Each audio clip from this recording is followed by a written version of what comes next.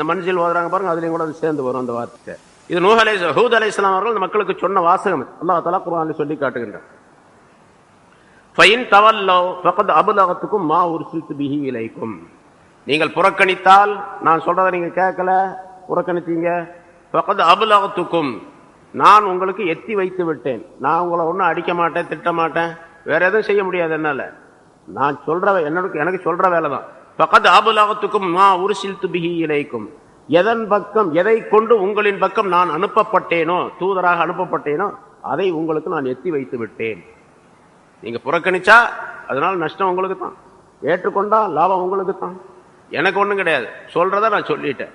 எது எனக்கு சொல்லப்பட்டதோ, கட்டளையிடப்பட்டதோ, எதை கொண்டு உங்களின் பக்கம் நான் அனுப்பப்பட்டேனோ நபியாக, ரசூலாக, அதை உங்களுக்கு நான் எத்தி வைத்து விட்டேன் என்றும் ஹூத் அலைஹிஸ்ஸலாம் அவர்கள் சொன்னார்கள். வயஸ்தக்லிஃபு ரப்பி கௌமன் கைரக்கும் வலா தலுர்ரூனஹு ஷைஆ. இப்ப நீங்க புறக்கணிச்சீங்க, அல்லாஹ் தஆலா என்ன செய்வான்னு கேட்டா, நான் சொல்றதை சொல்லிட்டேன், அல்லாஹ் தஆலா உங்களை எல்லாம் அழிச்சிட்டு இன்னொரு சமுதாயத்தை அல்லாஹ் தஆலா கொண்டு வருவான். வயஸ்தக்லிஃபு ரப்பி கௌமன், என்னுடைய ரப்பு வேறொரு சமுதாய, கைரக்கும், உங்கள் அல்லாத வேறொரு சமுதாயத்தை உங்களுக்கு பகரமாக கொண்டு வருவான். வலா தலுர்ரூனஹு ஷைஆ, நீங்கள் அவனுக்கு எந்த விதமான இடையூறையும் செய்து விட முடியாது. அப்போ உங்களை எல்லாம் அழிச்சிட்டு வேறொரு சமுதாயத்தை அல்லாஹ் தஆலா கொண்டு வருவான். அப்படிலாம் கொண்டு வரக்கூடாது என்று நீங்க போராட்டம்லாம் செஞ்சு அவனை தடுத்து நிறுத்திட முடியுமா? அவனுக்கு ஏதாச்சும் இடையூறு செய்ய முடியுமா? அல்லாஹ்வுக்கு நீங்க எதையும் செஞ்ச முடியாது. வலா தலுர்ரூனஹு, அவனுக்கு நீங்கள் இடையூறு செய்ய முடியாது. நீங்கள் புறக்கணிப்பதின் காரணமாக எந்த இடையூறையும் செய்து விட முடியாது. இன்ன ரப்பி அலா குல்லி ஷைஇன் ஹஃபீஸ், நிச்சயமாக என்னுடைய ரப் ஒவ்வொரு பொருளின் மீதும் பாதுகாப்பாளனாக இருக்கின்றான். அதாவது அதை பார்த்து கொண்டிருக்கின்றான் என்பதாக பொருள். ஒவ்வொரு பொருளையும் கவனித்துக் கொண்டிருக்கின்றான். ஹஃபீஸ் என்று சொன்னால் பாதுகாப்பாளன், அல்லது ஷாஹித், ஷஹீத், அந்த பொருளுக்கு, அந்த பொருளுடைய ஆட்சிக்கு உரியவனாக அவன் இருந்து கொண்டிருக்கின்றான் என்பதாக பொருளாகும். இன்ன ரப்பி அலா சிராத்தில் அலா குல்லி ஷைஇன் ஹஃபீஸ், என்னுடைய ரப்பு ஒவ்வொரு பொருளின் மீதும் பாதுகாப்பாளனாக, சாட்சியாளனாக, அதை பார்த்து கொண்டிருக்கக்கூடியவனாக, கவனிப்பாளனாக இருக்கின்றான். அவனுடைய கவனிப்பு, அவனுடைய பாதுகாப்பின்படி நீங்கள் என்ன செய்கின்றீர்களோ அதற்குரிய பிரதிபலன் உங்களுக்கு கிடைக்கும். நன்மை செஞ்சா நன்மை கிடைக்கும், தீமை செஞ்சா தீமை கிடைக்கும். ஈமான் கொண்டால் நன்மை கிடைக்கும், குஃப்ரா இருந்தால் அதுக்கு தண்டனை கிடைக்கும் என்பதை சொல்லி முடித்தார்கள் ஹஜ்ரத் ஹூத் அலைஹிஸ்ஸலாம் அவர்கள். பிறகு அல்லாஹ் தஆலா தண்டனையை பற்றி சொல்லுங்க, அவர்களுக்கு தண்டனை வந்த பொழுது என்ன நிகழ்ந்தது அப்படிங்கிறது சொன்னார். இன்ஷா அல்லாஹ் அடுத்த வாரத்தை பார்ப்போம். எனவே நபிமார்களுடைய சம்பவங்கள், சரித்திரங்கள் ஏராளமான படிப்பினைகளுக்குரியவை. ஒரு சில உங்களுக்கு சொல்லப்படுகின்றன, பல விஷயங்கள் அதுக்குள்ள மறைந்து இருக்கின்றன. நம்ம எதை விளங்கி இருக்கின்றோமோ அதன்படி அமல் செய்யக்கூடியவர்களாக இருக்க வேண்டும். அத்தகைய நல்ல தன்மைகளை நம்ம அனைவருக்கும் அல்லாஹ் தஆலா தந்தருள்வாராக. ونعوذ بالله من شرور أنفسنا ومن سيئات أعمالنا من يهده الله فلا مضل له ومن يضلله فلا هادي له ونشهد أن لا إله إلا الله وحده لا شريك له ونشهد أن سيدنا ونبينا مولانا محمدا عبده ورسوله أرسله الله بالحق بشيرا ونذيرا وداعيا إلى الله بإذنه وسراجا منيرا. أما بعد، فقد قال الله تعالى في كلامه القديم: أعوذ بالله من الشيطان الرجيم، بسم الله الرحمن الرحيم. ولما جاء أمرنا نجينا هودا والذين آمنوا معه برحمة منا ونجيناهم من عذاب غليظ. وتلك عاد جحدوا بآيات ربهم وعصوا رسله واتبعوا أمر كل جبار عنيد. وأتبعوا في هذه الدنيا لعنة ويوم القيامة ألا إن عادا كفروا ربهم ألا بعدا لعاد قوم هود. وإلى ثمود أخاهم صالحا قال يا قوم اعبدوا الله ما لكم من إله غيره هو أنشأكم من الأرض واستعمركم فيها فاستغفروه ثم توبوا إليه إن ربي قريب مجيب. صدق الله العظيم. கண்ணியத்திற்குரிய பெரியோர்களே, சகோதரர்களே, அல்லாஹ் தஆலாவுடைய பேரருளால் 691வது வாரமாக தஃப்சீருடைய இந்த தொடர் பயான் ஆரம்பிக்கப்படுகிறது. சூரே ஹூத் என்ற அத்தியாயத்தினுடைய 57 ஆயத்துகள் இதற்கு முன்னால் விளக்கம் சொல்லப்பட்டன. ஃபைன் தவல்லவ் ஃபகத் அப்லக்துக்கும் மா உர்சில்து பிஹி இலைக்கும் வயஸ்தகிலிஃபு ரப்பி கௌமன் கைரக்கும் வலா ததுர்ரூனஹு ஷைஆ. உங்களுக்கு எதை கொண்டு நான் நபியாக அனுப்பப்பட்டேனோ அந்த விஷயத்தை உங்களுக்கு நான் சொல்லிவிட்டேன். நீங்கள் மறுத்தால், புறக்கணித்தால், உங்கள் அல்லாத வேறொரு கூட்டத்தாரை என்னுடைய ரப்பு கொண்டு வருவான். உங்களை அழித்துவிட்டு வேறொரு கூட்டத்தை கொண்டு வருவார். அல்லாஹுக்கு நீங்கள் எந்த விதமான இடையூறையும் செய்துவிட முடியாது. அப்படி அவன் கொண்டு வராமல் தடுப்பதற்கு உங்களுக்கு சக்தி கிடையாது என்று அல்லாஹ் ஹூத் அலைஹிஸ்ஸலாம் அவர்கள் தங்களுடைய கௌமுகளுக்கு இறுதியாக எச்சரிக்கை செய்தார்கள். ஆனாலும் அவர்கள் அதனை ஏற்றுக்கொள்ளவில்லை. தண்டனை வந்தது. அதை அல்லாஹ் சொல்லுகின்றான். வலம்மா ஜாஅ அம்ருனா நஜ்ஜைனா ஹூதம் வல்லதீன மஅஹு. நம்முடைய தண்டனை அவர்களுக்கு வந்த பொழுது ஹூத் அலைஹிஸ்ஸலாம் அவர்களையும் அவர்களுடன் ஈமான் கொண்டவர்களையும் நாம் காப்பாற்றினோம். பிரஹ்மத்தின் மின்னா, நம்மிடத்திலிருந்து உள்ள ரஹ்மத்தின் காரணமாக அவர்களை காப்பாற்றினோம் என்று அல்லாஹ் குறிப்பிடுகின்றான். அவர்களுக்கு முன்னால் அது சூரத்துல் ஆராஃபிலே விளக்கம் சொல்லப்பட்டிருக்கின்றது. கடுமையான ஒரு காற்றை அல்லாஹ் தஆலா அவர்களுக்கு அனுப்பினான். அந்த காற்று அவர்களை வேரோடு அழித்து சாய்த்து விட்டது என்று சொல்லப்பட்டிருக்கின்றது. ஹூத் அலைஹிஸ்ஸலாம் அவர்களையும் அவர்களை கொண்டு யார் ஈமான் கொண்டார்களோ அவர்களையும் அல்லாஹ் தஆலா அந்த தண்டனையிலிருந்து காப்பாற்றினான். ஆனால் அப்படி காப்பாற்றியது அவர்கள் செய்த அமல்களின் காரணமாக அல்ல, அவர்கள் கொண்டிருந்த ஈமானின் காரணமாக அல்ல. அதை அல்லாஹ் இங்கே தெளிவுபடுத்துகின்றான். பிரஹ்மத்தின் மின்னா, நம்மிடத்திலிருந்து உள்ள ரஹ்மத்தின் காரணமாக நாம் காப்பாற்றினோம் என்று சொல்லுகின்றான். பொதுவாக பல இடங்களிலே முன்னாலும் சொல்லப்பட்டு இருக்கின்றன. ஒரு மனிதன் ஈமான் கொண்டதின் காரணமாகவோ அல்லது அதன்படி அமல் செய்ததின் காரணமாகவோ அல்லாஹுடைய தண்டனையை விட்டு தப்பித்துக் கொள்ள முடியாது. இது காரணம், அவ்வளவுதான். ஆனால் அசல்ல தண்டனையை விட்டு தப்பிப்பதற்கு காரணம் அல்லாஹ் தஆலாவுடைய ரஹ்மத். சொர்க்கம் செல்லுவதற்கு காரணம் அல்லாஹுடைய ரஹ்மத். அல்லாஹுடைய ரஹ்மத் இல்லாமல் சொர்க்கம் செல்ல முடியாது. மனிதன் தன்னுடைய அமல்களை கொண்டோ தன்னுடைய ஈமானை கொண்டோ செல்ல முடியாது என்பது தெளிவுபடுத்தப்பட்ட விஷயம். பிறகு ஏன் ஈமான் கொள்ள வேண்டும், ஏன் செயல்பட வேண்டும் என்பதற்குரிய விளக்கங்களும் சொல்லப்பட்டிருக்கின்றன. எவர் சொர்க்கத்திற்கு உரியவராக அல்லாஹ்வுடைய ரஹ்மத்துக்கு உரியவராக ஆகின்றாரோ அந்த மனிதர் நிச்சயமாக ஈமான் கொள்ளக்கூடியவராகவும் நல்ல செயல்களை செய்யக்கூடியவராகவும் ஆக்கப்பட்டு விடுவார் என்பது அதனுடைய நியதி. சரி, இங்கே அதை அல்லாஹ் தஆலா சொல்லி காட்டுகின்றான். அல்லாஹ்வுடைய நம்முடைய ரஹ்மத்தை கொண்டுதான் ஹூத் அலைஹிஸ்ஸலாம் அவர்களையும் அவர்களை சார்ந்தவர்களையும் காப்பாற்றினோம் என்று குறிப்பிடுகின்றான். வனஜ்ஜைனாஹும் மின் அதாபின் கலீல், மிக கடினமான வேதனையை விட்டும் தண்டனையை விட்டும் அவர்களை நாம் காப்பாற்றினோம் என்று பொதுவாக அல்லாஹ் தஆலா சொல்லிவிட்டு கடுமையான தண்டனையை விட்டும் அவர்களை காப்பாற்றினோம் என்று சொல்லுவது அல்லாஹ் தஆலா அவர்கள் மீது தன்னுடைய தனிப்பட்ட ரஹமத்தை பொழிந்திருக்கின்றான் என்பதை குறிப்பிடுகின்றார்கள். ஏனென்றால் அந்த ஆத் என்ற அந்த கூட்டத்தினர் அழிக்கப்பட்ட விஷயம் வேறொரு இடத்திலே சொல்லி காட்டுகிறான் அல்லாஹ் தஆலா. விர்ரீஹின் சர்சரின் ஆத்தியா, கடுமையாக வீசக்கூடிய காற்றை கொண்டு அவர்களை நாம் அழித்தோம். சபா லயாலின் சமானியத் ஐயாம், இன்னொரு இடத்திலே சொல்லுகின்றான்.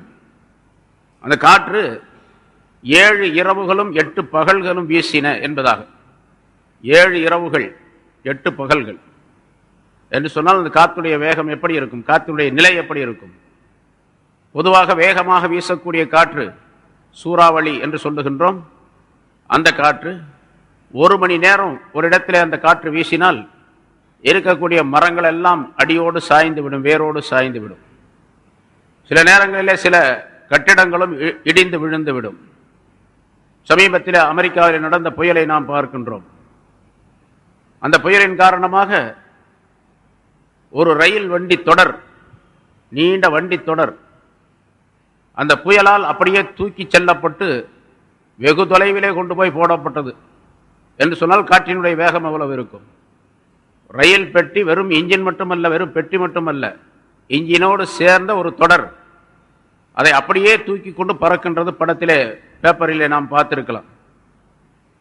இது சாதாரணமான ஒரு காற்று. அல்லாஹ்-தஆலாவுடைய தண்டனைக்குரிய காற்று என்று சொன்னால் அது எவ்வளவு வேகமாக இருக்கும்? அதுவும் 7 இரவுகள் 8 பகல்கள் வீசினால் அந்த காற்றை அல்லாஹ்-தஆலா சர் சர் என்று சொல்லுகின்றான். பொதுவாக சாதாரணமாக நாம் தமிழிலே சொல்லுவோம், காற்று சர் சர் என்று வீசுகிறது அப்படின்னு சொல்லுவோம். அதே வார்த்தையை அல்லாஹ்-தஆலா குர்ஆனிலே உபயோகிக்கின்றான். பிர்ரீஹின் சர்சரின் ஆத்தியா சஹ்ரஹா அலைஹிம் சபா லயாலின் ஸமானியத் அய்யாம் என்று அல்லாஹ் குறிப்பிடுகின்றான். அதே இங்கே அல்லாஹ் சொல்லுவான், மின் அதாபின் கலீல், மிக கடினமான தண்டனையை விட்டும் அவர்களை, அந்த ஹூத் அலைஹிஸ்ஸலாம் அவர்களையும் அவர்களை சார்ந்தவர்களையும் காப்பாற்றினோம் என்று சொல்லுகின்றான். ஆக அவர்களுக்கு அனுப்பப்பட்ட அந்த காற்று அவர்களுக்கு தண்டனையாக முடிந்தது. காற்று மனிதனுக்கு தேவைதான். மிக மிக தேவையாக இருக்கக்கூடிய ஒரு பொருளும் கூட அதிகப்படியாக ஆகிவிடும் பொழுது அது அவனுக்கு அழிவை கொடுத்து விடும் என்ற நியதியும் அல்லாஹ் தஆலா சொல்லி காட்டுகின்றான். தண்ணீர் தேவைதான், அதிகமாக ஆகிவிட்டால் அழிவு ஏற்பட்டுவிடும். நெருப்பு தேவைதான், அது அதிகமாக ஆகிவிட்டால் மனிதனை அழித்துவிடும். காற்று தேவைதான், அதிகமாக ஆகிவிட்டால் மனிதன் அழிவுக்குரியவனாக அதன் மூலமாக ஆக்கப்பட்டு விடுவான். வத்தில்க ஆதுன் ஜஹது பிஆயாத்தி ரப்பிஹிம், இவர்களுக்கு இந்த தண்டனை கிடைத்த இந்த ஆது கூட்டத்தினர், வத்தில்க ஆதுன், இவர்கள்தான் ஆது கூட்டத்தினர், அழிக்கப்பட்டவர்கள். என்ன காரணத்தினால் அழிக்கப்பட்டார்கள்? ஜஹது பிஆயாத்தி ரப்பிஹிம், தங்களுடைய ரப்புடைய ஆயத்துகளை அவர்கள் மறுத்தார்கள். ரப்புடைய ஆயத்துகளை மறுத்தார்கள். ஆயத்துகள் என்று சொன்னால் சொன்ன வசனங்கள் என்றும் வைத்துக் கொள்ளலாம். அதாவது அல்லாஹ்-தஆலாவினால் காட்டப்பட்ட அத்தாட்சிகள், அதையும் மறுத்தார்கள். வஅஸவ் ருசுலஹு, அவனுடைய தூதருக்கு மாற்றம் செய்தார்கள், தூதர்களுக்கு மாற்றம் செய்தார்கள். வஅஸவ் ருசுலஹு, யஹூத் அலைஹிஸ்ஸலாம் ஆத் கூட்டத்தினருக்கு ஹூத் என்பவரை நபியாக அல்லாஹ்-தஆலா அனுப்பி வைத்தான், ரசூலாக அனுப்பி வைத்தான். அப்ப அந்த ஆது கூட்டத்தினர் ஹூத் அலைஹிஸ்ஸலாம் அவர்களுக்குத்தான் மாறு செய்தார்கள். அப்ப என்ன சொல்லணும்? அல்லாஹ்-தஆலா வஅஸவ் ரசூலஹு, அவனுடைய தூதருக்கு மாறு செய்தார்கள் என்று சொல்ல வேண்டும். ஆனா இங்க தூதர்களுக்கு என்று அல்லாஹ்-தஆலா பன்மையாக சொல்லுகின்றான். அதற்கு காரணம், பல இடங்களில் இது மாதிரி வந்திருக்கு, பின்னாலும் முன்னாலும் சொல்லப்பட்டு இருக்கின்றது. அதற்கு காரணம், அல்லாஹுடைய ஒரு தூதரை மறுத்தால் எல்லா தூதரையும் மறுப்பதை போன்றுதான். ஒரே ஒரு விஷயத்தை மறுத்தாலும் எல்லா விஷயங்களையும் மறுப்பதை போன்றுதான். குர்ஆனில் இருக்கக்கூடிய ஒரே ஒரு ஆயத்தை மட்டும் மறுக்கின்றார், இது குர்ஆனில் உள்ளது அல்ல, அல்லது இதற்கு இந்த அர்த்தம் அல்ல, உலமாக்கள் சொல்லி தந்திருக்கக்கூடிய இந்த கருத்தல்ல என்று சொல்லி ஒரு ஆயத்தை மறுக்கின்றார் என்று சொன்னால் குர்ஆன் பூராத்தையும் மறுத்தவரை போன்றுதான், இல்லையா? ஒரு ஆயத்தை மறுத்தாலும் குர்ஆன் முழுவதையும் மறுத்தவரை போன்றுதான். ஒரு தூதருக்கு மாற்றம் செய்தாலும் எல்லா தூதருக்கும் மாற்றம் செய்ததை போன்றுதான். ஒரு தூதரை மறுத்தால் 1,24,000 தூதர்களை மறுத்ததை போன்றுதான் என்ற கருத்தை அல்லாஹ்-தஆலா தெளிவுபடுத்துகிறார். வஅஸவ் ருசுலஹு, அவனுடைய தூதர்களுக்கும் அவர்கள் மாற்றம் செய்தார்கள் என்பதாக குறிப்பிடுகின்றார். இதே மாதிரி தான் பொதுவான சட்டம் இது. ஒரு விஷயம் அல்லாஹ் ரசூலுடைய ஏவல் விலக்கல்கள், இவற்றிலே ஏவலாக இருந்தாலும் சரி விலக்கலாக இருந்தாலும் சரி, ஒரு விஷயத்தை மறுத்தால் எல்லா விஷயத்தையும் மறுப்பதை போன்றுதான். ஒரு விஷயத்தை ஒப்புக்கொண்டால் எல்லா விஷயத்தையும் ஒப்புக்கொள்வதை போன்றுதான்.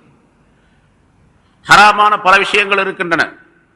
ஏதாவது ஒரு விஷயத்தை இது ஹராம் என்பது அல்ல என்று ஒருவர் மறுக்கின்றார் என்று வைத்துக் கொள்வோம், எல்லாவற்றையும் மறுக்கின்றார் என்றுதான் பொருளாகும். அந்த சட்டத்தை அல்லாஹ்-தஆலா இந்த வார்த்தையின் மூலமாக இங்கே சொல்லி காட்டுகின்றார். சரி, அந்த ஆது கூட்டத்தினர் அல்லாஹ் தங்களுடைய ரப்புடைய ஆயத்துகளை மறுத்தார்கள், அவருடைய தூதர்களுக்கு மாற்றம் செய்தார்கள். வத்தபஉ அம்ர குல்லி ஜப்பாரின் ஆனீன், நல்லவர்களை பின்பற்றுவதற்கு பதிலாக கெட்டவர்களை எல்லாம் பின்பற்றினார்கள் அவர்கள். வத்தபஉ, அவர்கள் பின்பற்றினார்கள் அம்ர குல்லி ஜப்பார், ஒவ்வொரு பெருமை அடிக்கக்கூடிய மனிதனுடைய காரியத்தையும், அனீத் அட்டூழியம் செய்யக்கூடிய மனிதனுடைய காரியத்தையும் அவனுடைய விஷயத்தையும் பின்பற்றினார்கள். இவங்க பின்பற்ற வேண்டியது நல்லவர்களை பின்பற்ற வேண்டும் என்று ஹூத் அலைஹிஸ்ஸலாம் சொன்னாங்க. ஆனா அவங்க பின்பற்றியது யார் தப்பான வழியிலே சென்று கொண்டிருக்கின்றார்களோ, வம்பர்களாக இருக்கின்றார்களோ, பெருமை அடிக்கக்கூடியவர்களாக இருக்கின்றார்களோ அவர்களையே பின்பற்றினார்கள். வத்தபோ அம்ர குல்லி ஜப்பாரின் அனீத், பெருமை அடிக்கக்கூடிய, அட்டூழியம் செய்யக்கூடிய, அதாவது சத்தியத்தை ஒப்புக்கொள்ளாத ஒவ்வொரு மனிதரையும் அவர்கள் பின்பற்றினார்கள். ஒவ்வொரு மனிதனுடைய காரியத்தையும் பின்பற்றினார்கள். அதன் காரணமாக அவர்கள் அழிக்கப்பட்டார்கள் என்பதாக அல்லாஹ் குறிப்பிடுகின்றான்.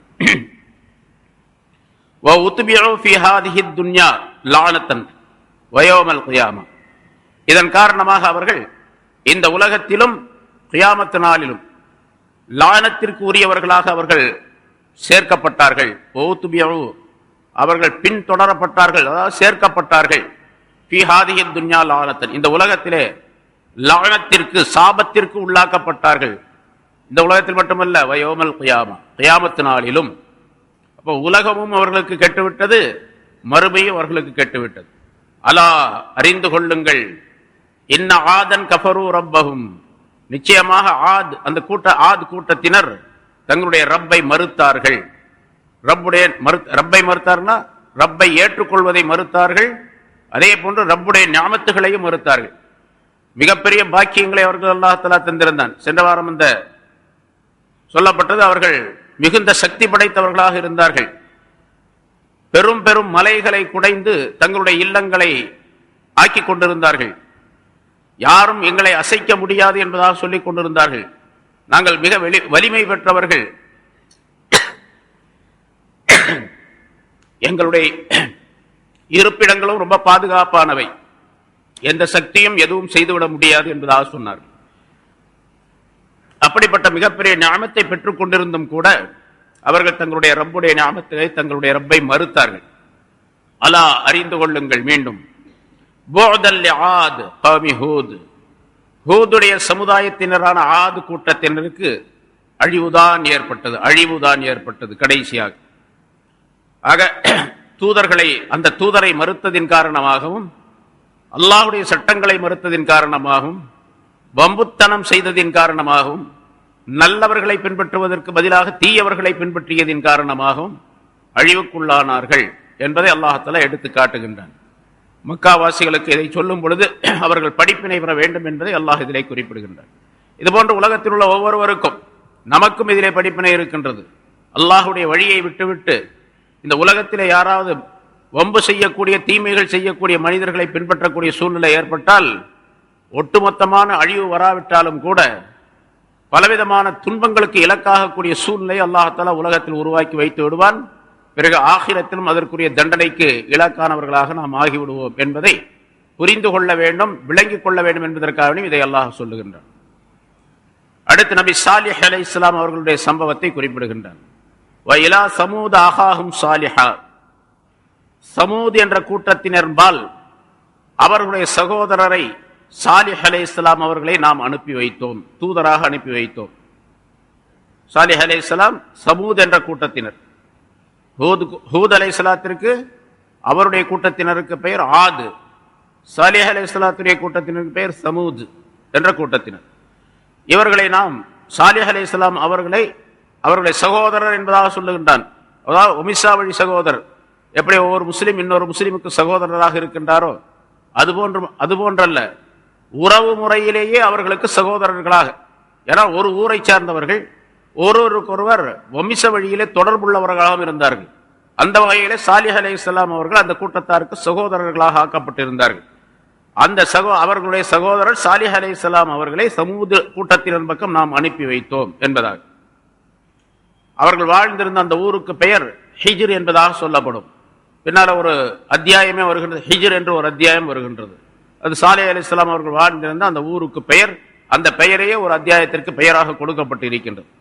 இது மதீனாவிலிருந்து தபூக்கு செல்லக்கூடிய வழியிலே அந்த ஹிஜ்ர் என்ற ஊர் அமைந்திருந்தது என்பதாக வரலாற்றில் குறிப்பிடுகின்றார். அதனால்தான் ரசூலுல்லாஹி இந்த சாலிஹ் அலைஹிஸ்ஸலாமுடைய இந்த கௌமுகள், சமூக கூட்டத்தினர் அழிக்கப்பட்டு அந்த அடையாள சின்னங்களும் இன்றும் இருந்து கொண்டிருக்கின்றன. ரசூலுல்லாஹி ஸல்லல்லாஹு அலைஹி வஸல்லம் அவர்கள் தபூக்கு போருக்கு செல்லும் பொழுது அந்த வழியாக சென்றார்கள்.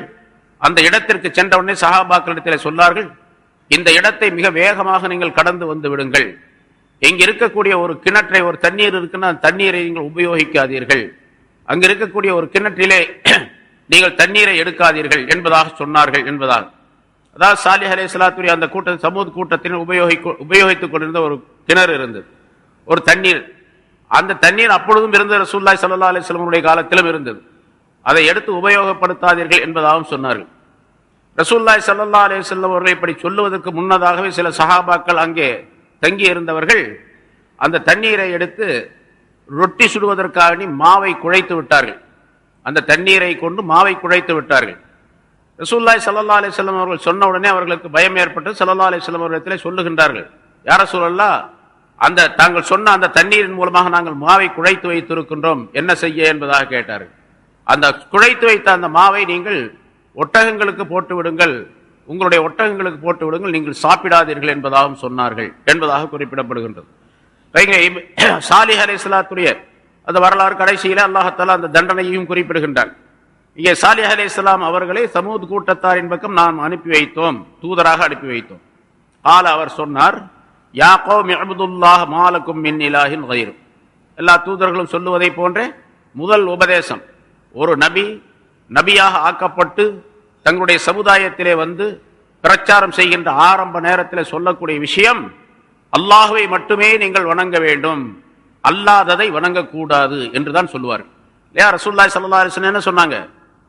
முதல் பிரச்சாரம் என்ன? கூலு லா இலாஹ இல்லல்லாஹ், லா இலாஹ இல்லல்லாஹ் என்பதாக சொல்லுங்கள், துஃப்லிஹு, நீங்கள் வெற்றி பெறுவீர்கள். லா இலாஹ சொல்லுங்கள் என்று சொன்னால் அல்லாஹ் ஒருவனையே நீங்கள் வணங்குங்கள், வேறு தெய்வங்களை வணங்காதீர்கள், நீங்கள் வெற்றி பெற முடியும் என்பதாக சொன்னார்கள். அதே போன்று இங்கே சாலிஹ் அலைஹிஸ்ஸலாம் அவர்கள் சொல்லுகின்றார்கள், உஅ்புதுல்லாஹ மா லக்கும் மின் இலாஹின் கைரு, அல்லாஹ்வையே நீங்கள் வணங்குங்கள், அவனை தவிர வேறு எந்த தெய்வமும் உங்களுக்கு கிடையாது, வணக்கத்திற்குரியவன் அவனை தவிர வேறு எவரும் உங்களுக்கு கிடையாது என்று சொன்னார்கள்.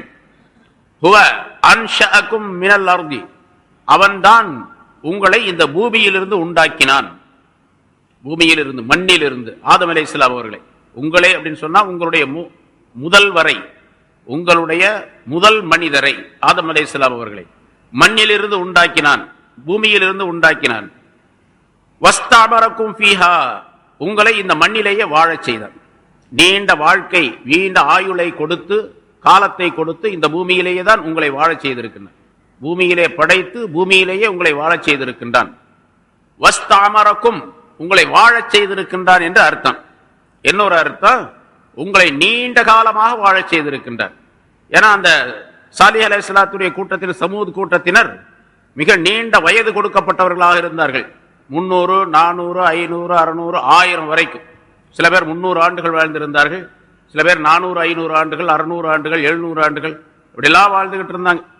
அதனால வஸ்தாமரக்கும், உங்களை நீண்ட ஆயுள் உடையவர்களாக அவன் ஆக்கி வைத்தான் இந்த பூமியிலே என்பதால் அல்லாஹ் தஆலா குறிப்பிடுகின்றான். ஆக அல்லாஹ் தஆலாவுடைய நியாமத்தில அவன் நம்மை மனிதனாக உண்டாக்கியதும், ஒரு குறிப்பிட்ட காலத்தை வயதாக கொடுத்து நம்மை இந்த உலகத்திலே வாழ செய்திருப்பதும் அவனுடைய மிகப்பெரிய அருள் என்பதை அல்லாஹ் குறிப்பிடுகின்றான். அவங்களுக்கு அந்த காலத்தை கொடுத்திருந்தா 300, 400, நமக்கு 30, 40 அல்லது 60, 70 என்று இருந்தாலும் கூட அதுவும் பெரும் பாக்கியம்தான். விளக்கங்கள் நிறைய சொல்லப்பட்டு இருக்கின்றன. அந்த காலத்துல 300 வயசோ அல்லது 400 வயசு, 300 ஆண்டுகள் அல்லது 400 ஆண்டுகள் ஒரு வாழ்ந்திருந்தால் என்னென்ன காரியங்களை செய்வாரோ, என்னென்ன சேவைகளை செய்வாரோ, என்னென்ன செயல்பாடுகளை செய்வாரோ, அப்படிப்பட்ட வேலைகளை 30, 40 ஆண்டுகள் அல்லது 60, 70 ஆண்டுகளுக்குள்ளே இந்த காலத்தில் உள்ள உம்மத்தினர் நாம் செய்து விட முடியும். இல்லையா? அந்த காலத்தில் இங்க இருந்து மக்காவுக்கு போறதா இருந்தா எவ்வளவு நாள் ஆச்சு? 3 மாசம் ஆச்சு. அதுக்கு பிறகு கப்பல் கண்டுபிடிக்கப்பட்ட பிறகு 10 நாள், 20 நாள் ஆச்சு. இப்ப எவ்வளவு நேரத்தில் போறோம்? 5-6 மணி நேரத்தில் இங்க இருந்து, மெட்ராஸ்ல இருந்து 5-6 மணி நேரத்தில் போய் அங்க போய் மக்காவுக்கு போய் சேர்ந்துடும். ஒரு 12 மணி நேரத்துக்குள்ள எதற்காக நீ எஹராம் கட்டினமோ அந்த எஹராமுடைய வேலையெல்லாம் முடிச்சிடணும். சரி, ஹஜ்ஜுக்கு போயிட்டு வர்றது எவ்வளவு நாள்? அந்த காலத்துல 6 மாசம் ஆச்சு. 6 மாசம் ஆச்சு. இந்தியாவிலிருந்து ஹஜ்ஜுக்கு போயிட்டு வர்றது 6 மாசம் ஆகும். அவ்வளோ நீண்ட காலமாக. அதுக்கு பின்னால கொஞ்சம் கொஞ்சமா சுருங்கி 3 மாசம் ஆச்சு, அப்புறம் 2 மாசம் ஆச்சு. இப்போ ஒரு 40 நாள், 35 நாள், 40 நாள், இன்னும் குறைவாக 20 நாள், இன்னும் குறைவாக 10 நாள்ல போயிட்டு வந்துடுறாங்க. ஹஜ்ஜுடைய நாள் 5 நாள், அதிகபட்சமாக இருப்பது அங்கே இங்கே ஒரு 5 நாள், 10 நாள்ல. இன்னும் சில பேர் ஒரு வாரத்தில் போயிட்டு இந்த திங்கக்கிழமை போறார், அடுத்த திங்கக்கிழமை இங்க வந்துடுறாரு, ஹஜ் எல்லாம் முடிச்சுட்டு வந்துடுறாரு. அவ்வளவு சீக்கிரமாக வேலையாகி போயிடுது. அதனால குறைந்த அளவு கால அளவு வயது கொடுக்கப்பட்டிருந்தாலும் கூட ஏராளமான செயல்பாடுகளை செய்வதற்குரிய வாய்ப்பை அல்லாஹ் தந்து விட்டான் இல்லையா? அறிவியல் முன்னேற்றத்தின் காரணமாகவும் பல்வேறு விதமான சாதனங்களின் காரணமாகவும் நிறைய வேலைகளை சீக்கிரமாக செய்வதற்குரிய வாய்ப்பை அல்லாஹ் தந்திருப்பதும் மிகப்பெரிய அருளாகும். பொதுவாகவே ஒரு மனிதனுக்கு அல்லாஹ் எவ்வளவு அதிகமான பாக்கியங்களை தருகின்றானோ அந்த அளவுக்கு அதிகமான கேள்விகளும் அல்லாஹ் இடத்துல உண்டு. முந்தைய சமுதாயத்தை விட ஒரு 100-200 ஆண்டுகளுக்கு முன்னால் இருந்தவர்களை விட நமக்கு அதிகமான வாய்ப்பு வசதிகளை அல்லாஹ் தந்திருக்கின்றான். அந்த காலத்தில் இந்த மாதிரி லைட்டு கிடையாது. 200 ஆண்டுகள் தான் ஆச்சு இந்த லைட்லாம் வந்து. இந்த வெளிச்சமெல்லாம் கிடையாது, இருட்டாக இருந்துச்சு. அந்த காலத்தில் சில சேவைகளை செய்தார்கள். இன்னும் சொல்ல போனா வெளிச்சம் நிறைய இருக்கக்கூடிய இந்த காலத்தில் செய்வதை விட அதிகமான சேவைகளை வேலைகளை அந்த காலத்தில் செய்து கொண்டிருந்தார்கள் என்ற வரலாற்றையும் நாம் பார்க்கின்றோம். இமாம்கள்லாம் இவ்வளவு கிதாபுகளை எழுதி வச்சிருக்கிறாங்களே, எப்ப செஞ்சாங்க இந்த காரியத்தை? எல்லாம் வந்து இருட்டா இருக்கிற காலத்துல தான், லைட்டே இல்லாத காலத்தில். மண்ணெண்ண லைட்டு மட்டுமல்ல, வேற எந்த லைட்டுமே கிடையாத காலம் ரசூலுல்லாஹி ஸல்லல்லாஹு அலைஹி வஸல்லத்துடைய காலம். என்ன சொல்ல போனா இமாம் அபூ ஹனீஃபா ரஹ்மத்துல்லாஹி இமாம்களுடைய காலம் ஹிஜ்ரி 250 வரைக்கும் உள்ள அந்த காலம். அதுல எந்த விதமான வசதியும் கிடையாது, போக்குவரத்து சாதனங்களும் கிடையாது. ஆனால் ஏராளமான வேலைகளை செய்தார்கள். இமாம் அபூ ஹனீஃபா ரஹ்மத்துல்லாஹி அலைஹி அவர்கள் மனித குலத்திற்கு தேவையான அத்தனை சட்டங்களையும் ஒன்று விடாமல் அத்தனை சட்டங்களையும் பொதுப்படையாக குர்ஆன் ஹதீஸ் எடுத்து நமக்கு தந்திருக்கின்றார்கள். ஒரு மனிதன் 1000 வயசு கொடுக்கப்பட்டாலும் கூட அந்த சட்டங்களை ஒரு மனிதன் எழுதி முடிக்க முடியாது. இந்த காலத்தில் ஒரு பெரிய குழுவை ஏற்படுத்தி ஒரு 30-40 பேர் கொண்ட ஒரு பெரிய குழுவை, ஒரு கூட்டத்தை ஏற்படுத்தி, பெரிய அறிஞர்கள் கூட்டத்தை ஏற்படுத்தி அறிஞர்கள் எல்லாம் ஆய்வு செய்து 1000 ஆண்டுகள் எழுதினாலும் கூட எழுத முடியாது. அவ்வளவு சட்டங்களை இமாம் அபூ ஹனீஃபா ரஹ்மத்துல்லாஹி அலைஹி அவர்கள் தங்களுடைய 80 வயசு 80 வயசுலையும் கூட 70 வயசு 70 வயசுலையும் கூட அவர்கள் 150 பிறந்து 150 இறந்தாங்க. அப்ப 70 ஆண்டுகள் வாழ்ந்திருக்கின்றார்கள். 80 ஆண்டுகளில ஒரு 14-15 ஆண்டு 15வது வயது தான் அவர்கள் கற்று முடித்தார்கள், கல்விகளை கற்று தேர்ந்தார்கள். அதுக்கு பின்னால் பார்த்தீங்கன்னா அப்ப எவ்வளவு ஆச்சு? 55 ஆண்டுகள்.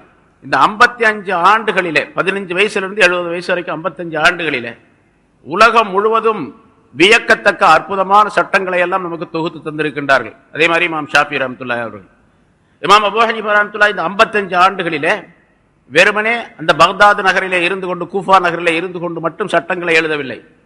பல இடங்களுக்கு, பல நகரங்களுக்கு சுற்றுப்பிரயாணம் செய்தார்கள். இந்த காலத்தில் சுற்றுப்பிரயாணம் செய்தது மட்டுமல்ல, 55 ஆண்டுகளாக ஒவ்வொரு ஆண்டும் ஹஜ்ஜுக்கும் போயிட்டு வந்தாங்க. அங்கிருந்து மக்காவிலிருந்து, கூஃபாவிலிருந்து, பக்தாதிலிருந்து ஹஜ்ஜுக்கும் போய் கொண்டு வந்தார்கள். 55 ஹஜ்ஜுகளும் செய்து முடித்திருக்கின்றார்கள் அவர்கள் வரலாற்றில். இது தெளிவான சட்டம். சரி, ஒரு ஹஜ்ஜு செய்வதற்கு எவ்வளவு நாள் ஆகும்?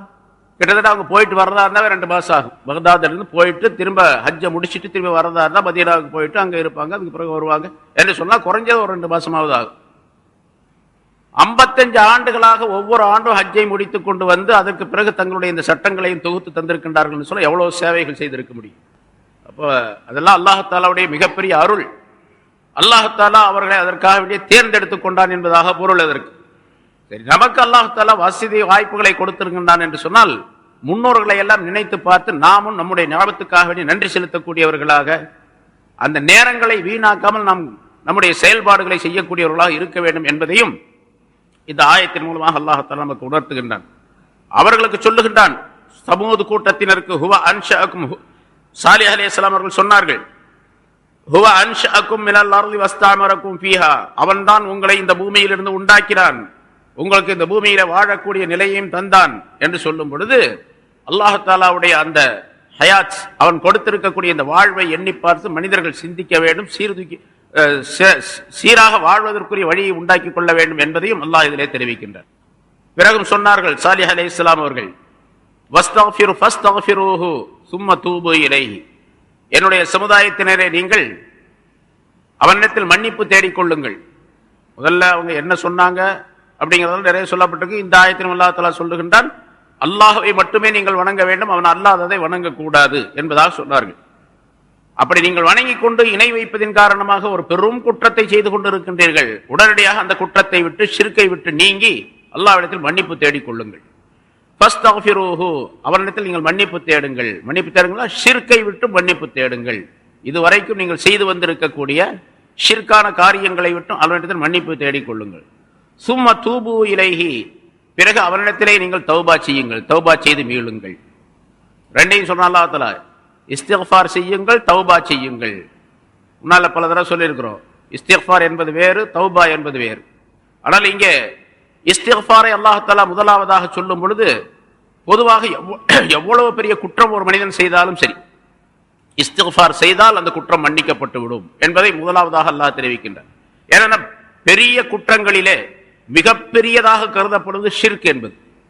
ஷிர்கை விட மிகப்பெரிய குற்றம் எதுவும் கிடையாது. அந்த ஷிர்க் வைத்திருக்கக்கூடிய சமூக கூட்டத்தினரை பார்த்து அல்லாஹ் தஆலா சொல்லுகின்றான், சாலிஹ் அலைஹிஸ்ஸலாம் சொல்லுவதாக சொல்லுகின்றான், ஃபஸ்தக்ஃபிரூஹு, அவனிடத்திலேயே நீங்கள் தௌபா இஸ்திக்ஃபார் செய்யுங்கள், பாவ மன்னிப்பு தேடுங்கள் உங்களுடைய பாவங்களுக்கு, உங்களுடைய ஷிர்க்குக்கு. சும்ம தூபு இலைஹி, பிறகு அவன் பக்கம் நீங்கள் தௌபா செய்யுங்கள். தௌபா என்று சொன்னால் மீளுதல். உங்களுடைய எல்லா தீய செயல்களை விட்டும், எல்லா கெட்ட காரியங்களை விட்டும், தீமைகளை விட்டும் நல்ல வழியின் பக்கம் நீங்கள் திரும்பி வாருங்கள், மீண்டு வாருங்கள் என்பதை குறிப்பிடுகின்றார். ஆக இஸ்திக்ஃபாரும் செய்ய வேண்டும், தௌபாவும் செய்ய வேண்டும். தௌபா என்பது அல்லாஹ் தஆலாவிடத்திலே திரும்பி விடுவது, அல்லாஹ்வின் பக்கம் வந்து விடுவது, தீமைகளை விட்டு நன்மையின் பக்கம் வந்து விடுவது, பாவங்களை விட்டு நன்மைகளின் பக்கம் வந்து விடுவது என்றெல்லாம் பொருள் செய்யப்பட்டிருக்கின்றது. ஆக இரண்டையும் சேர்த்து அல்லாஹ் தஆலா சொல்லக்கூடிய நேரத்தில் முதலிலே இஸ்திக்ஃபார் வேண்டும், இரண்டாவது தௌபா வேண்டும். இஸ்திக்ஃபாரும் தௌபாவும் கட்டாயம் இருக்க வேண்டும், ரெண்டையும் பட்டி பிடித்துக் கொள்ள வேண்டும் என்பதை குறிப்பிடுகின்றார். இது பொதுவாக நமக்கும் மூமினானவர்களுக்கும் அந்த சட்டம். நாம் நம்முடைய பாவங்களுக்காக இஸ்திக்ஃபார் செய்ய வேண்டும், தௌபாவும் செய்ய வேண்டும். இன்ன ரப்பி கரீபும் முஜீப், என்னுடைய ரப் நிச்சயமாக என்னுடைய ரப் மிக சமீபமானவனாக இருக்கின்றான். யார் யார் கேட்கின்றார்களோ அவர்களுக்கு மிக சமீபமானவன். அதாவது கேட்குதல், அறிந்து கொள்ளுதல் என்ற விஷயத்திலே அவன் மிக சமீபமானவனாக இருக்கின்றான். நீங்கள் இஸ்திக்ஃபார் செய்யும் பொழுது, நீங்கள் தௌபா செய்யும் பொழுது உங்களுக்கு பக்கத்திலேயே அவன் இருக்கிறான். அவனுடைய அறிவை விட்டும், அவனுடைய செவியேற்குதலை விட்டும், அவன் தெரிந்து கொள்வதை விட்டும் எந்த பொருளும் அவனை தடை செய்ய முடியாது. இங்க பக்கத்தில் இருக்கிறான், கரீப் சமீபத்தில் இருக்கிறான் என்று சொன்னால் அல்லாஹ் தஆலாவே பக்கத்தில் இருக்கிறான் அப்படிங்கிற அர்த்தம் அல்ல. அவனுடைய அறிவும் ஆற்றலும் அவனுடைய சிஃபாத்துகளும் நமக்கு பக்கத்திலே இருக்கின்றன என்பதாக பொருளாகும். அதே போன்று முஜீப், அவன் ஏற்றுக்கொள்ளக்கூடியவனாக இருக்கின்றான். நீங்கள் என்ன கோரிக்கை வைக்கின்றீர்களோ, எதை இஸ்திக்ஃபார் செய்கின்றீர்களோ, எதை விட்டும் தௌபா செய்கின்றீர்களோ அதையெல்லாம் ஏற்றுக்கொள்ளக்கூடியவனாக இருக்கின்றான். அல்லாஹ் தஆலா தன்னுடைய சிஃபத்தை இங்கே சொல்லுகிறான். என்ன ரப்பி, என்னுடைய ரப்பு என்று சொல்லும் பொழுது அல்லாஹ் தஆலா ரப்பு என்ற சிஃபத் இருக்கின்றதே, அது அடியார்களின் மீது மிகப்பெரிய கருணை பொழியக்கூடியதாக அமைந்திருக்கின்றது. மற்ற வார்த்தைகளை விட அல்லாஹ்வுடைய ரப்பு என்ற சிஃபத்து தன்மை மனிதர்கள் மீது மிகப்பெரிய கருணை அருளை பொழியக்கூடியதாக இருக்கிறது. அதனால சாலிஹ் அலைஹிஸ்ஸலாம் அவர்கள் சொல்லுகின்றார், என்ன ரப்பி, என்னுடைய ரப்பானவன், கரீப், அவன் ரொம்ப சமீபமானவனாக இருக்கின்றான், முஜீப், அவன் ஏற்றுக்கொள்ளக்கூடியவனாக இருக்கின்றான். இதையெல்லாம் அவங்க சாலிஹ் அலைஹிஸ்ஸலாம் தங்களுடைய சமூக கூட்டத்தினரிடத்தில் சொன்னாங்க. காலு, அவர்கள் சொன்னார்கள். அப்ப பதில் சொல்றாங்க அவங்க, யா சாலிஹ், சாலிஹே, அது குன்த ஃபீனா மர்ஜூவன் கபல ஹாதா, திட்டமாக நீர் இதற்கு முன்னால் எங்களிலே ஆதரவு வைக்கப்பட்டவராக நீர் இருந்தீர். ஆதரவு வைக்கப்பட்டவராக நீர் இருந்தீர். உங்களை நாங்கள் ரொம்ப நம்பி இருந்தோம், உங்க மேல ரொம்ப ஆதரவு வச்சிருந்தோம். என்னன்னு கேட்டா, நீங்க பெரிய அறிவாளியா இருக்கிறீங்க, பெரிய திறமைசாலியா இருக்கிறீங்க, உங்களோட எல்லா விதமான நன்மைகளும் உண்டு, எல்லா விதமான நல்ல காரியங்களும் உங்கள் மூலமாக ஏற்படும் என்றெல்லாம் நாங்கள் நம்பி இருந்தோம். இப்ப நீங்க புதுசா ஒரு மார்க்கத்தை கொண்டு வந்து சொல்றீங்க, அது சரியில்லை, உங்களுடைய திறமையெல்லாம் பாழா போச்சே என்பதாக சொல்லுகின்றார்கள். உங்களை நாங்கள் நம்பி இருந்தோம், மிக அறிவாளி என்பதாகவும் பெரிய தலைவர் என்பதாகவும், எங்களுக்கு பின்னால் உங்களை தலைவராக ஆக்கலாம் என்பதாகவும் நினைத்திருந்தோம். இன்னும் சொல்ல போனால் இந்த நாட்டினுடைய, எங்க சமுதாயத்தினுடைய ஆட்சியையே உங்களுடைய கையிலே கொடுக்கலாம் என்பதாக நம்பியிருந்தோம். எங்களை ஆளுவதற்கு நீங்கள் தான் தகுதியானவர் என்பதாக நம்பிக்கை வைத்திருந்தோம். அந்த நம்பிக்கையெல்லாம் கெடுத்துட்டீங்களே, இப்போ அல்லாஹ்வைத்தான் வணங்கணும், வேற எதையும் வணங்கக்கூடாது என்று சொல்லி எங்க நம்பிக்கையெல்லாம் கெடுத்துட்டீங்களே என்பதாக சொல்லுகின்றார்கள். இதற்கு முன்னால் நம்பிக்கை வைக்கப்பட்டவராக எங்களிலே நீர் இருந்தீர். என்ன நம்பிக்கை வைக்கப்பட்டவராக? நீங்க ஒரு தலைவர் என்பதாக, பெரிய அறிவாளி என்பதாக, ஒரு நல்ல ஆலோசனை சொல்லக்கூடியவர் என்பதாக, எல்லா விதத்திலும் தகுதி படைத்தவர் என்பதாக நாங்கள் உங்களை நம்பி இருந்தோம், அதெல்லாம் இப்ப போயிடுச்சு என்று சொல்லுகின்றார்கள். அது குன்த ஃபீனா மர்ஜுவன் கபலஹாதா, இதற்கு முன்னால் ஆதரவு வைக்கப்பட்டவராக, நம்பிக்கை வைக்கப்பட்டவராக எங்களிலே நீர் இருந்தீர். இப்ப அப்படி இல்லை, உங்களை அந்த மாதிரி செய்ய நம்ப முடியல. நாங்க அத்தன்ஹானா அன் நாபுதமா யாபுது ஆபாஉனா, எங்களை நீர் தடுக்கின்றீரா? அன் நாபுத, நாங்கள் வணங்குவதை விட்டும், மா யாபுது ஆபாஉனா, எங்களுடைய மூதாதையர்கள் வணங்கினார்களே அதை நாங்கள் வணங்குவதை விட்டும் எங்களை நீங்கள் தடுக்கிறீரா என்று கேட்கின்றார்கள். அதனால் நீங்க செய்யக்கூடிய சொல்லக்கூடிய இந்த விஷயம்லாம் ரொம்ப தப்பானது. அல்லாஹ்வை மட்டும்தான் வணங்கணும், தெய்வங்களை வணங்கக்கூடாதுன்னு சொல்றீங்களே, அது ரொம்ப தப்பானது என்பதா.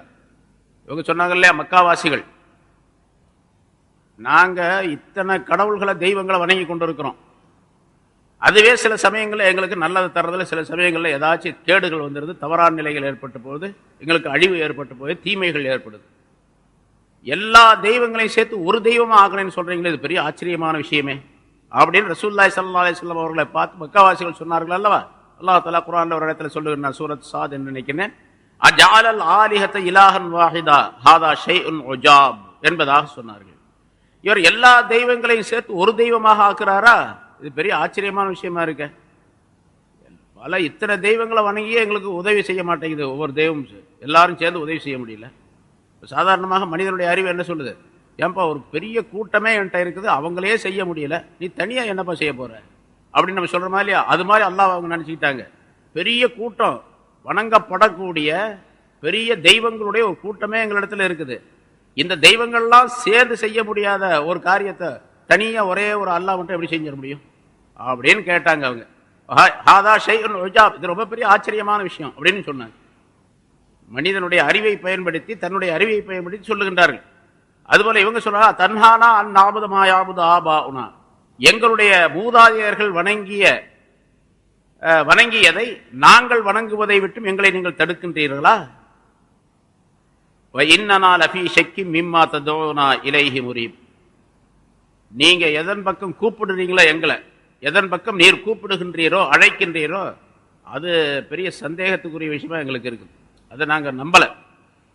நீ அல்லாஹ்வின் பக்கம் அழைக்கிறீங்க இல்லையா, அதை நாங்க நம்பவே இல்லை, பெரிய சந்தேகத்துக்குரிய விஷயம்.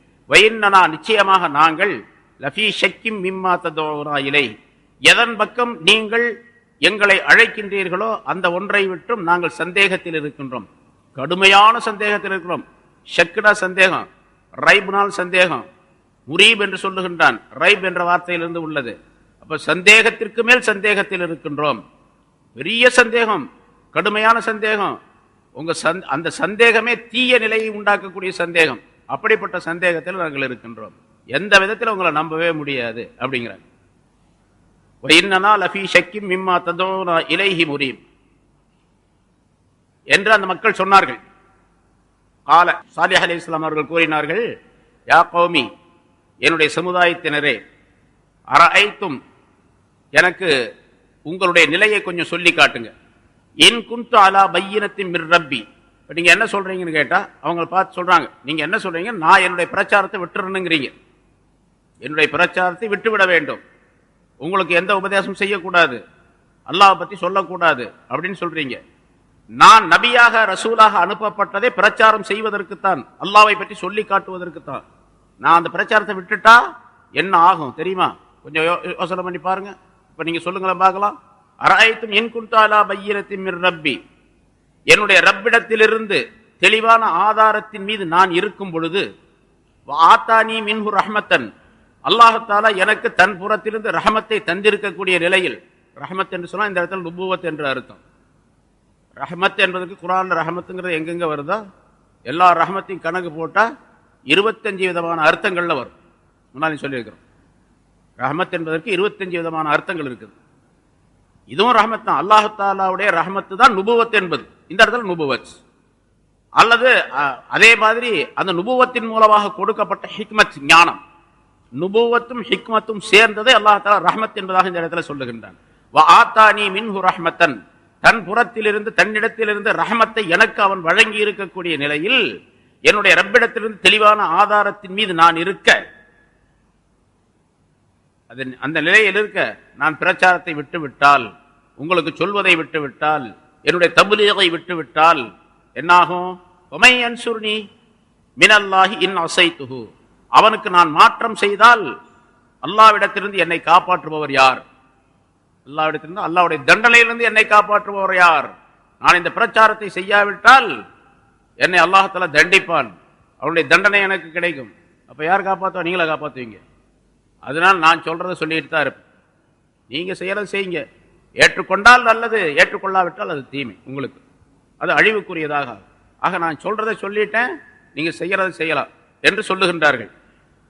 அல்லாஹ் தஆலாவின் புறத்திலிருந்து எனக்கு தெளிவான ஆதாரம் இருக்கின்றது. நான் சொல்லுகின்ற அந்த ஆதாரத்தை சொல்றேன். நான் அல்லாஹ்வுடைய ரசூல், அல்லாஹ் ஒருவன் தான், அவனை மட்டும் தான் வணங்க வேண்டும், அவன் அல்லாத பொருள்களை வணங்கக்கூடாது என்று உங்களுக்கு ஆதாரத்தோடு நான் நிரூபிக்கின்றேன். ஏன்னா எனக்கு தெளிவான ஆதாரம் இருக்கின்றது.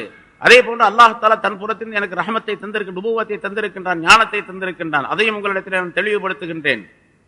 இப்படி இருக்கக்கூடிய நிலையிலே நான் பிரச்சாரத்தை விட்டுவிட்டால், என் அஸைதுஹு, அவனுக்கு நான் மாற்றம் செய்தால், அவன் தந்த பிரச்சாரத்தை தப்லீகை நான் விட்டுவிட்டால், மாற்றம் செய்தால் என்று சொன்னால் அதை விட்டுவிட்டால், ஃபமை யன்சுர்னி மினல்லாஹ், அல்லாஹ்வுடைய தண்டனையை விட்டு என்னை காப்பாற்றக்கூடியவர் யார் என்று கேட்டார். காப்பாற்றக்கூடிய யாருமே கிடையாது. யார் என்று சொன்னால் கேள்வி அல்ல, யாருமே கிடையாது. அதனால நான் சொல்லுவதை சொல்ல, ஃபமா தஸீதுனனி கைர தக்ஸீர், நீங்கள் எனக்கு ஒரு வழிகேடான விஷயத்தை தவிர வேறு எதையும் நீங்கள் அதிகமாக்கவில்லை. உங்களுடைய சொல்லின் மூலமாக நீங்கள் எனக்கு இப்படி சொல்லுவதின் காரணமாக நஷ்டத்தை தான் எனக்கு அதிகப்படுத்துகின்றீர்களே தவிர வேறு கிடையாது. ஃபமா தஸீதுனனி, எனக்கு நீங்கள் அதிகப்படுத்தவில்லை, கைர தக்ஸீர், நஷ்டத்தை தவிர வேறு எதையும் எனக்கு நீங்கள் அதிகப்படுத்தவில்லை. நீங்கள் சொல்லுவதை நான் கேட்டால் மிகப்பெரிய நஷ்டமாய் போயிடும். நீங்க நஷ்டத்தை தான் எனக்கு சொல்லிக் கொண்டிருக்கின்றீர்கள், அது நான் ஏற்றுக்கொள்ள முடியாத ஒன்று. நீங்க சொல்லுவதை நான் கேட்டால் மிகப்பெரிய நஷ்டத்திற்கு உள்ளானவனாக நான் ஆகிவிடுவேன் என்பதை ஹஜ்ரத் சாலிஹ் அலைஹிஸ்ஸலாம் அவர்கள் அந்த மக்களுக்கு சொல்லி காட்டினார். இதே போன்றுதான் இந்த ஆயத்திலிருந்து ஒரு சட்டத்தை குறிப்பிடுகின்றார்கள். உலமாக்கள் சொல்லுகின்றார்கள், நன்மையை ஏவி தீமையை தடுக்கக்கூடிய விஷயங்களை அம்ரு பில் மஅரூஃப் நஹி அனில் முன்கர் செய்து கொண்டிருக்கின்றார்கள். மக்கள் சொல்லுகின்றார்கள், இதையே சொல்லிக் கொண்டே இருங்கள், வேறு வேலை கிடையாது உங்களுக்கு என்பதாக மக்கள் சொல்லுகின்றார்கள் என்று வைத்துக் கொள்ளுவோம். இப்போ இவருடைய நிலை என்னவென்று சொன்னால், அவர்கள் சொல்லுவதை மக்கள் சொல்லுவதை கேட்டு இதை விட்டுவிட்டால் இவரும் பெரிய நஷ்டத்திற்குள்ளானவராக ஆகிவிடுவார். ஏன்னா சொல்ல வேண்டியது இவருடைய கடமை. கேட்கின்றார், கேட்கவில்லை என்பதெல்லாம் பிரச்சனை கிடையாது. சொல்லுவது யார் சொல்ல வேண்டிய பொறுப்பில் உள்ளவர்களோ அவர்கள் மீது கடமையாக ஆக்கப்பட்டு இருக்கின்றது என்பதையும் இந்த வாசகத்தின் மூலமாக அல்லாஹ் தஆலா தெரியப்படுத்துகின்றான் என்ற கருத்து இங்கே விளக்கப்படுகின்றது. சரி, அவங்க அந்த சாலிஹ் அலைஹிஸ்ஸலாம் முன்னால சூரத்துல் ஆராஃப்ல வந்திருக்கு தெளிவா இந்த விஷயம். சாலிஹ் அலைஹிஸ்ஸலாத்துடைய அந்த சமூக கூட்டத்தினர், சரி நீங்க நபின்னு சொல்றீங்களா, அல்லாஹ்வுடைய ரசூல்னு சொல்றீங்களே, எங்களுக்கு ஒரு அத்தாட்சி காட்டுங்க, ஆதாரம் காட்டுங்க அப்படின்னு சொன்னாங்க. சாலிஹ் அலைஹிஸ்ஸலாம் அந்த மக்களிடத்திலே கேட்டாங்க, என்ன ஆதாரம் வேணும் அதை சொல்லுங்க, என்ன ஆதாரத்தை காட்டினால் நீங்கள் என்னை நபி என்பதாக ரசூல் என்பதாக நம்புவீர்கள் அப்படின்னு கேட்டாங்க. அப்பதான் அந்த மக்கள் சொன்னாங்க,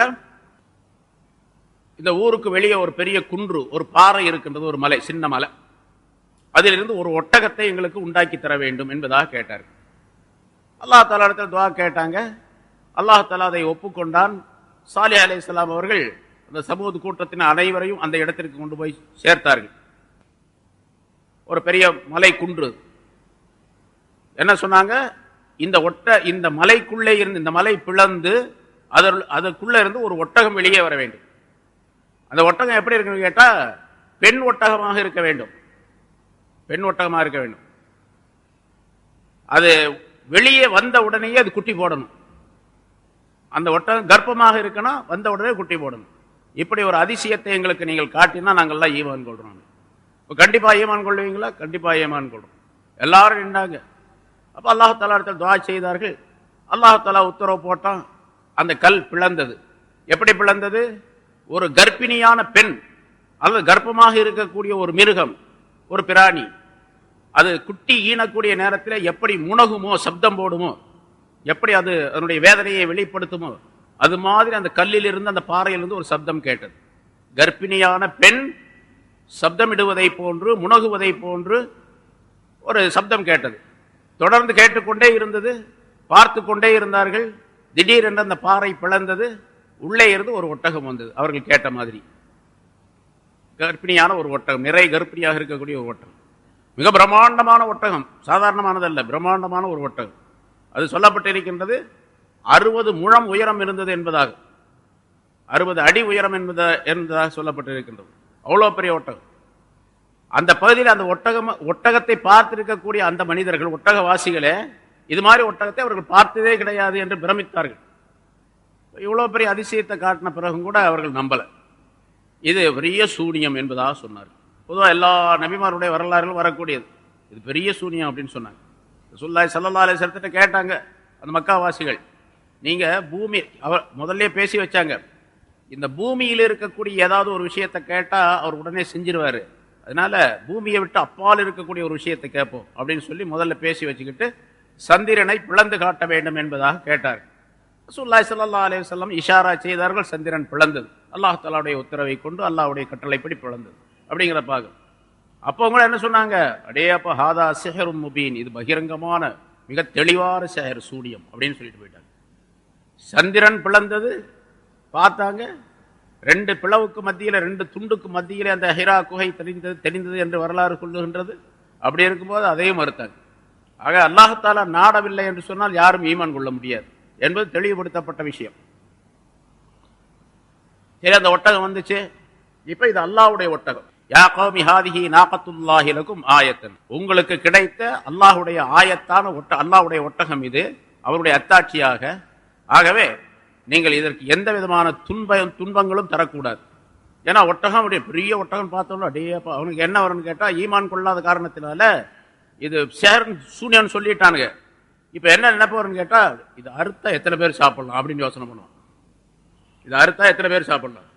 ஒரு ஒட்டகம், சாதாரணமாக ஒரு ஒட்டகம் 100 பேருக்கு கணக்கு, அரபு நாட்டு கணக்குப்படி ஒரு ஒட்டகம் 100 பேர் சாப்பிடலாம் அப்படிங்கிறது. நம்ம ஒரு ஆடு எடுத்தா 15 கிலோ ஆடு எடுத்தா எத்தனை பேர் சாப்பிடலாம் அப்படின்னு கறிக்கடைக்காரரை போட்டா தெரியும். அது மாதிரி ஒட்டகத்துக்கு 100 பேர். இந்த ஒட்டகத்தை அறுத்தா எவ்வளவு பேர் சாப்பிடலாம் கணக்கு போட்டு கடைசியில அறுத்தே போட்டானுங்களே, அறுத்த உடனே தண்டனை வந்து விட்டது.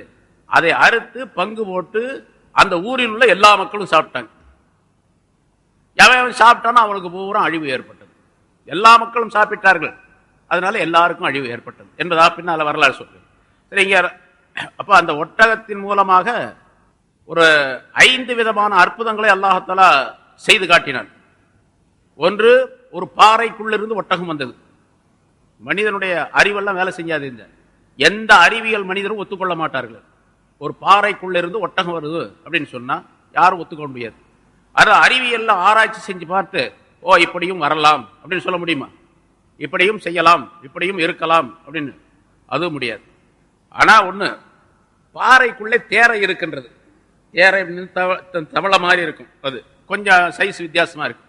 அந்த தேரை எங்க இருக்கு கேட்டா, ஒரு பாறையை பிளந்தால் அந்த பாறைக்குள்ளே ஒரு சின்ன பள்ளம் இருக்கும். அந்த பள்ளத்துக்குள்ள அது உட்கார்ந்துருக்கும். காத்து போறதுக்கு, பாறையை ஒட்டிட்டு இருந்தா எப்படி காத்து போறதுக்கு வழி இருக்கும்? காற்றே போகாத வழி இல்லை, காற்று புகாத ஒரு இடத்துல அல்லாஹ் தஆலா ஒரு உயிரினத்தை அங்கு உண்டாக்கி அதை பாதுகாத்து வருகின்றான், அதுக்கு உணவு கொடுத்து வருகின்றான். பாறைக்குள்ளே தேரை இருக்கின்றது. இது நமக்கு இந்த ஒட்டகம் வெளிப்படுவதற்கு ஒரு சின்ன ஆதாரமாக ஆக்கப்பட்டு இருக்கின்றது. பாறைக்குள்ளே தேரையை வைத்து பாதுகாக்கக்கூடிய அல்லாஹ் தஆலா அதே பாறைக்குள்ள இருந்து ஒரு பிரம்மாண்டமான பொருளையும் வெளிப்படுத்த முடியும் என்பதை அல்லாஹ் தஆலா தெளிவுபடுத்தினான் சாலிஹ் அலைஹிஸ்ஸலாம் அவர்களுக்கு. சரி, இது நம்ம அறிவியல் பூர்வமாக கொஞ்சம் சிந்திச்சு பார்த்தா இந்த நிலை தெரியும். ஆனாலும் யாரும் தேரையோ ஒட்டகத்தையோ அதை விட சின்னதையோ பெருசையோ கொண்டு வந்து விட முடியாது ஒரு பாறைக்குள்ள இருந்து. எந்த அறிவியல் முன்னேற்றம் ஏற்பட்டாலும் சரி, அறிவியலின் மூலமாக என்னென்னமா செய்யறாங்க இன்னைக்கு இல்லையா? இந்த குளோனிங் அப்படின்னு சொன்னா, ஒரே ஒரு இதுல இருந்து எடுத்து ஆண் பெண்ணுடைய தொடர்பு இல்லாமல் செய்யக்கூடிய, குழந்தை பெறக்கூடிய ஒரே மாதிரி ஒரு ஆட்டுக்குட்டியை உருவாக்கினா குளோனிங் மூலமாக, குளோனிங் ஆட்டுக்குட்டி என்பதாக சொல்லப்பட்டது. அதாவது அதனுடைய தாய் எப்படி இருக்கின்றதோ அதே மாதிரி ஜெராக்ஸ் மாதிரி, ஜெராக்ஸ் காப்பி எப்படி இருக்கின்றதோ அதே மாதிரி ஒரு பொருளிலிருந்து இன்னொரு பொருளை, ஒரு உயிரினத்திலிருந்து இன்னொரு உயிரை உண்டாக்குவது, மனிதரையும் உண்டாக்க முடியும் என்பதாக சொன்னான். மனிதனையும் அப்படி மாதிரி ஜெராக்ஸ் மாதிரி ஒரு மனிதனை மாதிரி இன்னொரு மனிதனை உண்டாக்க முடியும். அப்ப ஒரு மனிதன் மாதிரி இன்னொரு மனிதனை அவனிடத்திலிருந்து அந்த விந்துவை எடுத்து அதனுடைய கிருமிகளை எடுத்து இவன் உண்டாக்கி விட்டால், அவன் யார் இடத்திலிருந்து எடுத்தானோ அவன் தகப்பன், இவன் மகன் அப்படின்னு வரணும் இல்லையா? தகப்பன் மகன் வரணும். 2 பேரும் ஒரே மாதிரி இருக்கும் பொழுது இவன் மகனா இவன் தந்தையா அப்படின்னு சொல்லிட்டு கண்டுபிடிக்கிறது அடுத்தவங்களுக்கு சிரமமா போயிடும். ரெட்டை பிள்ளைகள்ல 2 பேர் யார் அப்படின்னு கண்டுபிடிக்கிறது கஷ்டமா இருக்குது. இப்போ நிறைய வித்தியாசம் இருக்கும். உடல்ல மூக்கு, கண்ணு, காது, நாக்கு, உடல்கள்ல பலவிதமான வித்தியாசங்கள் இருக்கும். அப்படி இருக்கும்போது கண்டுபிடிக்க முடியல. அப்படிங்கும்போது உடல்லையோ எந்த உறுப்புகள்லையோ அவயவங்கள்லையோ அவனுடைய சிபாத்துகள்லையோ எந்த விதமான மாற்றம் இல்லாத ஒரு ஜெராக்ஸ் காப்பி இருந்தா எப்படி கண்டுபிடிக்க முடியும்? கண்டுபிடிக்கவே முடியாது. ஜெராக்ஸ் கண்டுபிடிச்சிடலாம், ஒரிஜினல் வேற, ஜெராக்ஸ் கண்டுபிடிச்சிடலாம், அது வேற விஷயம். அதே மாதிரி இருக்குது இது. சரி கண்ணு. இப்ப இன்னொரு விஷயம் சொல்லப்பட்டிருக்கின்றது. ஒரு பெண்ணுடைய தொடர்பே இல்லாமல் ஒரு ஆணுடைய விந்தை எடுத்து, விந்தில் இருக்கக்கூடிய கிருமியை எடுத்து, அந்த கிருமியிலேயே பெண்ணுடைய கர்ப்பத்திலிருந்து அந்த சினை முட்டை உருவாகுது பாருங்க, அவனுடைய விந்திலிருந்து அந்த சினை முட்டையும் இந்த இதிலிருந்தே உருவாக்கி, அந்த சினை முட்டையும் இந்த விந்துடைய இந்த கிருமிகளை ஒன்றாக வைத்து மனிதனை உருவாக்கலாம். ஒரு ஆணிலிருந்து ஒரு ஆணை உருவாக்கலாம், ஒரு பெண்ணிலிருந்து ஒரு பெண்ணை உருவாக்கலாம் என்பதாக கண்டுபிடிச்சு. அப்படி கண்டுபிடிச்சிருக்கோம் நம்மால் தான், முஸ்லிமான ஒரு ஆள் தான். கரீம் என்னமோ, ஆமா கரீம்னு பேர் வரும். சமீபத்தில் ஒரு மாசத்துக்கு முன்னால பத்திரிகையில் வந்த செய்தி. இப்ப இது மாதிரி அறிவியல் முன்னேற்றங்கள்லாம் ஏற்பட்டிருக்குது. ஆனாலும் ஒரு பாறைக்குள்ளிருந்து ஒரு பெரிய ஒட்டகத்தை வரவழைப்பது, உண்டாக்குவது என்பது மனிதனுடைய சக்திக்கு அப்பாற்பட்டது. அல்லாஹாலா இருக்கின்றான் என்பதற்கு ஆதாரமாக, தெளிவான ஆதாரமாக ஆக்கப்பட்டிருக்கின்றது. ஆனால் அல்லாஹாலா சொல்லுகின்றான், ஆயத்தன். சாலி அலைஹிஸ்ஸலாம் சொன்னார்கள், என்னுடைய சமுதாயத்தினரே இது அல்லாஹ்வுடைய ஒட்டகம், உங்களுக்காக வேண்டிய அல்லாஹ் கொடுத்திருக்கிறான், அவனுடைய ஆயத்தாக என்பதாக. இதை நீங்கள் விட்டு விடுங்கள். தஅக்குலு ஃபீ அர்லில்லாஹ், அல்லாஹ்வுடைய பூமியிலே அது சாப்பிட்டுக் கொள்ளட்டும். நீங்க எந்த தொந்தரவும் செய்யாதீங்க. அல்லாஹ்வுடைய பூமி, அதுல எங்க அதுக்கு தீனி கிடைக்குதோ அங்கெல்லாம் சாப்பிட்டுக்கிட்டு இருக்கட்டும். நீங்க போய் அதுக்கு தொந்தரவு, நீங்க சாப்பாடுலாம் கொடுக்க வேணாம். அது தானா சாப்பிட்டுக்கும். எங்க சாப்பாடு கிடைக்குதோ அங்க சாப்பிட்டுக்கும் பூமியில. வலா தமஸ்ஸூஹா பிஸூஇன், இந்த ஒட்டகத்தை தீமையை கொண்டு நீங்கள் தொட வேண்டாம். இதற்கு தீமை, எந்த தீங்கும் செய்து விட வேண்டாம். தீங்கு செய்து விட வேண்டாம். இதை அடிக்கிறதோ, தொந்தரவு பண்றதோ, விரட்டுறதோ, எங்கேயாச்சும் புல் அதற்குள்ள தீவனங்களை மேயக்கூடிய நேரத்தில் அதை விரட்டுவதோ, அடிப்பதோ, அல்லது வெட்டுவதோ, அது கொலை செய்வதோ, அதை அறுப்பதோ கூடாது. எதுவுமே செய்யாது. எந்த தொந்தரவும் செஞ்சிடாது. அதாவது அது பாட்டுக்கு விட்டுடுங்க, அது பாட்டுக்கு மேய்ஞ்சிக்கிட்டு இருக்கு. உங்களுக்கு அதுக்கு எந்த சம்பந்தம் இல்லை.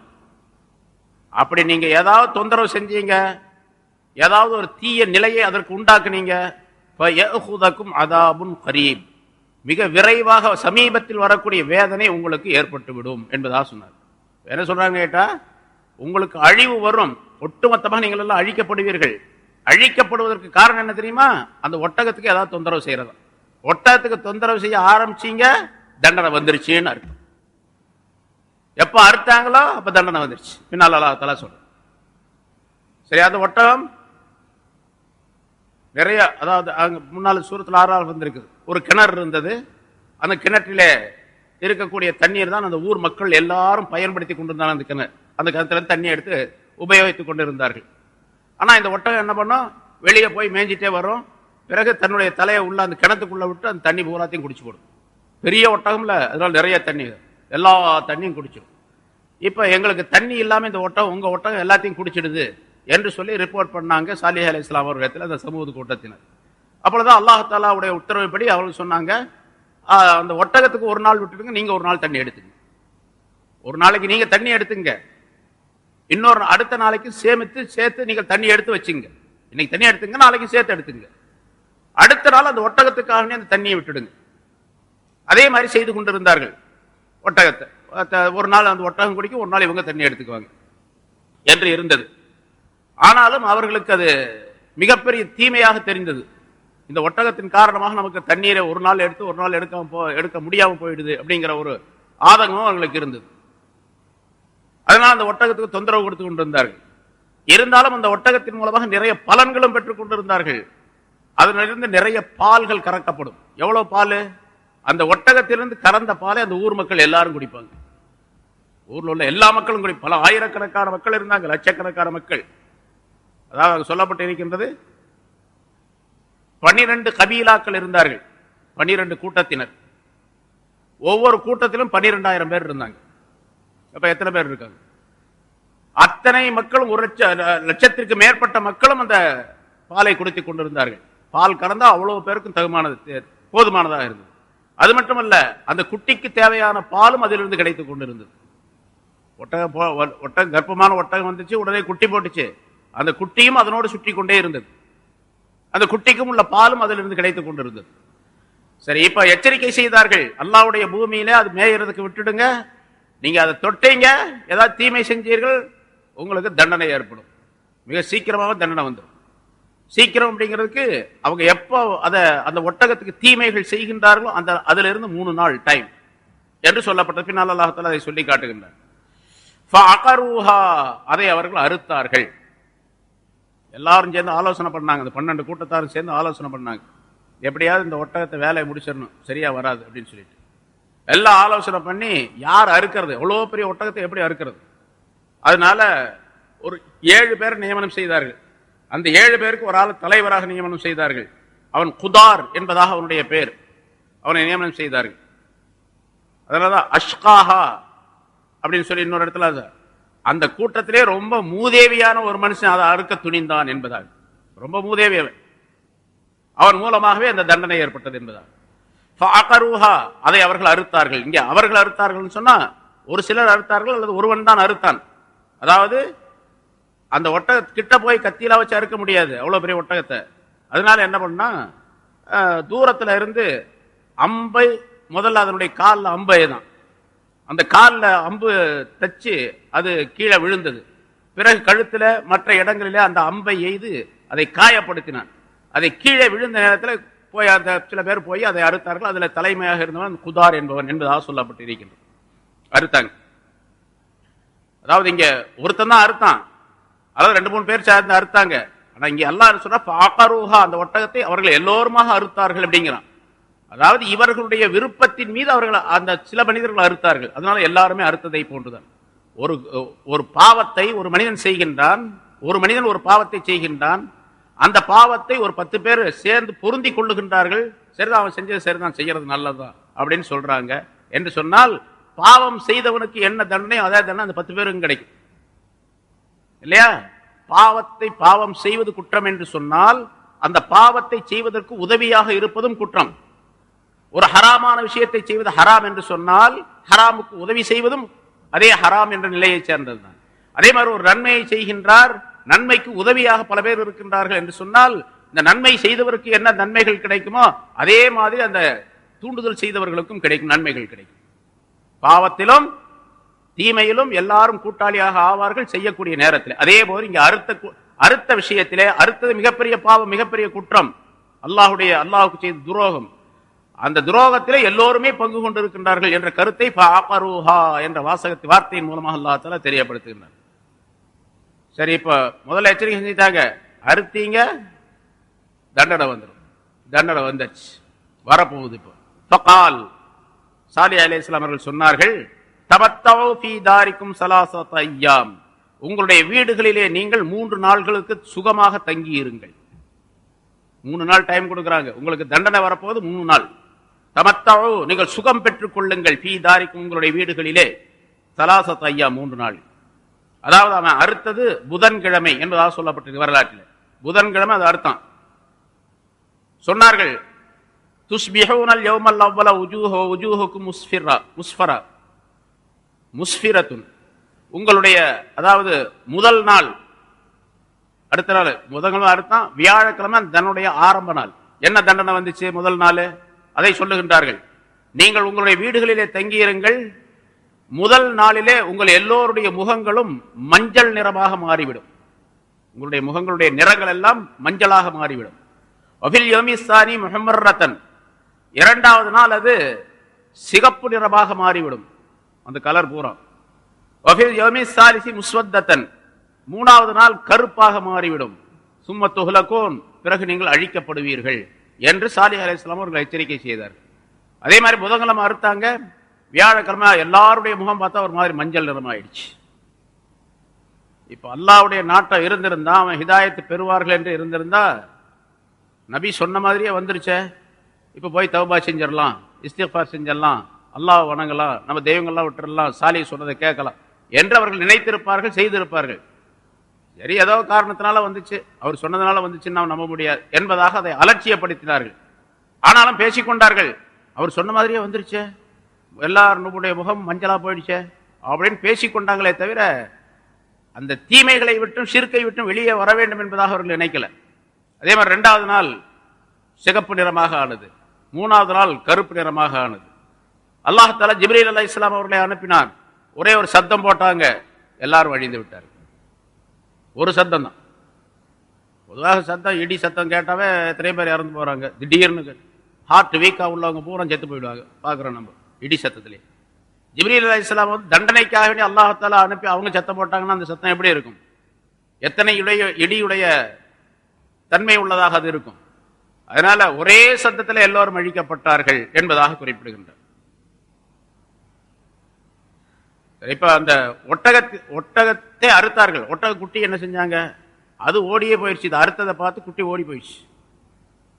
ஓடி அதை பிடிக்கிறதுக்காக போனாங்க முடியல.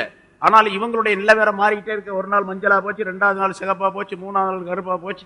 இந்த இதுல வேற அவங்க இருக்கிறாங்க. அதனால அந்த ஒட்டகம் ஓடி பல இடங்களுக்கு போச்சு. கடைசியாக எந்த பாறையில் இருந்து அந்த ஒட்டகம் வெளியே வந்து அந்த பாறை கிட்ட போன உடனே அந்த பாறை 2ஆக பிளந்து அதற்குள்ள அந்த ஒட்டக குட்டி போயிடுச்சு. அது மூடிக்கொண்டது. ஒட்டக குட்டி அறுக்கல, ஒட்டக குட்டி அதனுடைய தாய் எந்த இடத்திலிருந்து வந்ததோ அந்த இடத்திலே அல்லாஹ் தஆலா அதை அப்படியே எடுத்துக்கொண்டான் என்பதாக சொல்லப்பட்டு இருக்கின்றது. ذَلِكَ وَعْدٌ غَيْرُ مَكْذُوبٍ. இது அல்லாஹ்வுடைய வாக்கு. எப்படிப்பட்ட வாக்கு? غَيْرُ مَكْذُوبٍ, பொய்யாக்கப்படாத வாக்கு, உண்மையான வாக்கு. உண்மையான வாக்கு அப்படிங்கறத எப்படி சொல்றான் அல்லாஹ் தஆலா? غَيْرُ مَكْذُوبٍ, பொய்யாக்கப்படாத வாக்குறுதி என்பதாக. எதை அல்லாஹ் சொன்னானோ அது கட்டாயமாக நிறைவேறும். பொதுவாக உண்மையான வாக்குறுதி அப்படிங்கிறத பொய்யாக்கப்படாத வாக்குறுதி அப்படின்னு சொன்னா, அந்த உண்மையான வாக்குறுதி என்பதை விட பொய்யாக்கப்படாத வாக்குறுதி என்ற அந்த வார்த்தை இருக்குது பாருங்க, ரொம்ப அழுத்தத்தை தரக்கூடியதாக இருக்கின்றது. நல்லது அப்படிங்கிறதுக்கு ஆங்கிலத்தில் கூட சொல்லுவார் நாட் பேட் அப்படின்னு சொல்ல. நாட் பேட் அப்படின்னா கெட்டது அல்ல. நல்லது அப்படிங்கிறது நல்லதுன்னு சொல்ல வேண்டியதுதானே. நல்லதுன்னு நாட் பேட் அப்படின்னு சொன்னா கெட்டது அல்ல, நல்லது. இந்த நல்லதை வலியுறுத்தி சொல்வதற்காக நாட் பேட் என்பதாக ஆங்கிலத்தில் சொல்லக்கூடிய பழக்கம் உண்டு. அதுபோன்ற அரபியில பல வார்த்தைகள் உண்டு. ذَلِكَ وَعْدٌ صَدُوقٌ அல்லது சிதுகுன் என்று சொல்லணும். உண்மையான வாக்குறுதி அப்படின்னு சொல்லணும். வஅதுன் غَيْرُ مَكْذُوبٍ, பொய்யாக்கப்படாத வாக்குறுதி என்று சொன்னால் அதுல அழுத்தம் இருக்கின்றது என்பதாக குறிப்பிடப்படுகிறது. கண்டிப்பாக அல்லாஹ் தஆலா எதை சொன்னானோ அதை நிறைவேற்றுவான் என்பதற்கு இந்த வாசகத்தை அல்லாஹ் தஆலா குறிப்பிடுகின்றான். அது சாலிஹ் அலைஹிஸ்ஸலாத்துடைய அந்த கௌமுடைய விஷயத்தில் நிறைவேறப்பட்டு இருக்கின்றது என்பதாக குறிப்பிடுகின்றான். இன்னும் சில வசனங்கள் அதை சம்பந்தமாகவே சொல்லுகின்றன. இன்ஷா அல்லாஹ் அடுத்த வாரம் சம்பந்தமா பார்ப்போம். தண்டனை வந்தது, அவங்கள அல்லாஹ் தஆலா அழிச்சிட்டான். சாலிஹ் அலைஹிஸ்ஸலாத்தை என்ன செஞ்சான்? காப்பாற்றிருப்பான்ல. அது காப்பாற்றின விஷயத்தை அடுத்த ஆயத்துக்களை அல்லாஹ் தஆலா சொல்லுவான். இன்ஷா அல்லாஹ் அடுத்த வாரம் சம்பந்தமான விளக்கங்களை காணும். கேட்டவற்றிலிருந்து என்ன பலன்களை நாம் பெற வேண்டுமோ அதை பெற்று வாழக்கூடியவர்களாக அல்லாஹ் தஆலா அனைவரை ஆக்கி அருள்வானாக. அல்ஹம்துலில்லாஹி ரப்பில் ஆலமீன். அல்லாஹும்ம ஸல்லி அலா சய்யிதினா முஹம்மதின் வ அலா ஆலி சய்யிதினா முஹம்மதின் வ பாரிக் வ ஸல்லிம் அலைஹி. ரப்பனா ஆத்தினா ஃபித் துன்யா